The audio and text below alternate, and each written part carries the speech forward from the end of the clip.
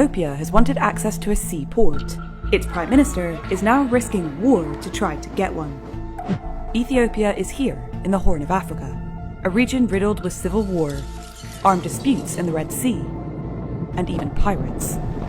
It's one of the most conflict-scarred parts of the world, and a new dispute is brewing over a stretch of land here by Berbera port near the mouth of the Red Sea. It's in Somaliland, a territory which claims independence from Somalia. It has been on a 30-year quest to get international recognition as an independent state.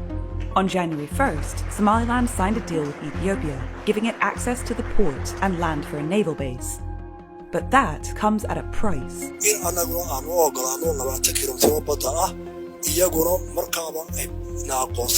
To Somalia, this is a clear violation of its sovereignty.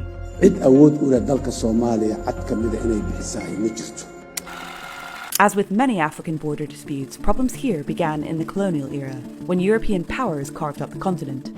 What are now Somalia and Eritrea were Italian colonies, while Britain occupied Somaliland.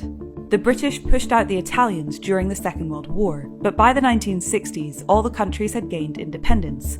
Somaliland unified with Somalia, and the Ethiopian Empire annexed Eritrea. But the borders changed again in the 1990s. After a brutal civil war, Eritrea gained independence, leaving Ethiopia landlocked once again, and Somaliland broke away from Somalia.